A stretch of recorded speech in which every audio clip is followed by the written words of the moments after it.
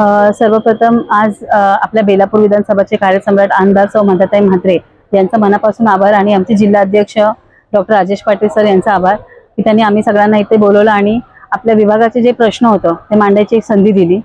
आणि आमच्या जे वॉर्ड आहे त्यामध्ये मी आधी जे आयुक्त होते त्यांना पत्रव्यवहार केलेलं होतं की आमच्या इथे सेक्टर 2 मध्ये जे नर्सरी आहे तिथे गार्डन उभारण्यात यावी आणि सेक्टर 4च्या स्मशानभूमीला लागून एक रोड आहे तिकडनं स्नेक्स वगैरे बाहेर येतात आणि सोसायटीमध्ये घुसतात आणि मग मुलांना थोडासा हानिकारक म्हणजे डेंजरस आहे मुलांसाठी बाहेर खेळणं वगैरे।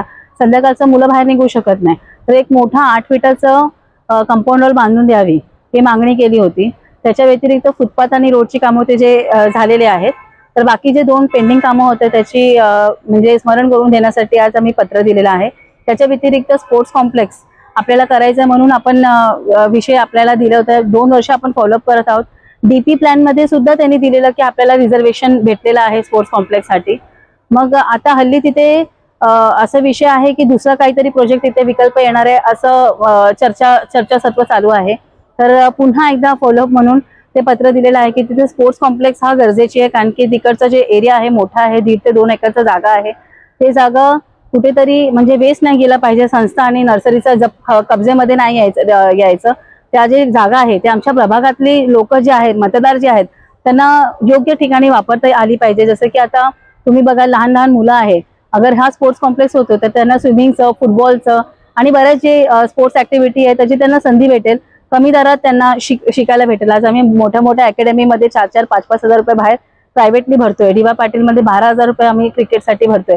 तर ह्या कमी दरात आपल्याला म्हणजे घरासमोरच हा आपल्याला स्पोर्ट्स कॉम्प्लेक्स मध्ये भेटेल महानगरपालिकातर्फे।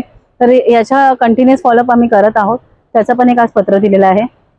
त्याच्या व्यतिरिक्त आज जीबीएस व्हायरस आणि स्वाईन फ्लू आणि डेंग्यू याचा प्रसारण जास्त झालेला आहे। जीबीएसचे पण काही पेशंट्स आलेले आहेत तर आज चर्चा झाली सर बोलतात की म्हणजे अजून पॉझिटिव्ह रिपोर्ट नाही आलेला आहे तरी लक्षणं जे आहेत म्हणजे डायरिया लूज मोशन आणि पॅरालिसिस होतात असे माझेही स्वतःचे 2-3 ओळखीचे लोकांना झालेले आहेत। डी.वाय. पाटील मध्ये एखाद ऍडमिट आहेत एक तेरणामध्ये ऍडमिट आहे त्याचे जे इंजेक्शन्स वगैरे आहेत ते 85,000 3 इंजेक्शनचे जातात आणि काही 5 इंजेक्शन लागतात। तर हे जे नॉर्मल जे लोक आहेत ते बेअर करू शकत नाही तर त्याच्यासाठी एक पत्र दिलेले आहोत की हे जे व्हायरस आलेले आहे सरांना पण मी विनंती केलेलं की तुम्ही एकदा बघा की म्हणजे संख्या किती आहे काय आहे त्याच्यावर म्हणजे जास्त स्प्रेड पण नाही झाली पाहिजे त्याच्यात एक वेगळं सेंटर करावी आणि त्यांना ते जे इंजेक्शन्स आहे त्यांची उपलब्धी करून द्यावी कारण की नॉर्मल लोक एवढं मोठा अमाऊंट एफर्ड करू शकत नाही त्याच्यासाठी एक पत्र दिलेलं आहे।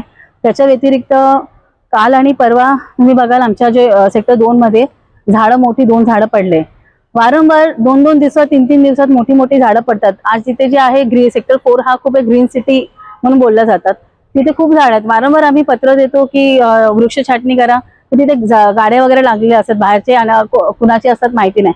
तर आता पालिकेचं काम आहे की ते टोल करून त्यांना काढून मग वृक्ष छाटणी करावी। तर त्यांची एक हे मागणी आयुक्तांना केलेलं आहे की त्यांनी आपला जे उद्यान विभाग आहे त्यांना हे संकल्पना देऊन त्यांना आव्हान करून ते जे गाडी आहे ते टोल करून व्यवस्थित सगळं झाड छाटणी करून घ्यावी कारण की काल एक मुलाला लागलेला आहे आणि एक ऑटो रिक्षा तर खूप म्हणजे आज त्या माणसाचं किती नुकसान झालेलं आहे जे काय पॉलिसीमध्ये पण कव्हर होत नाही। तर हे असं नुकसान होऊ नये त्याच्यासाठी पण एक मागणी आपण केलेलं आहोत।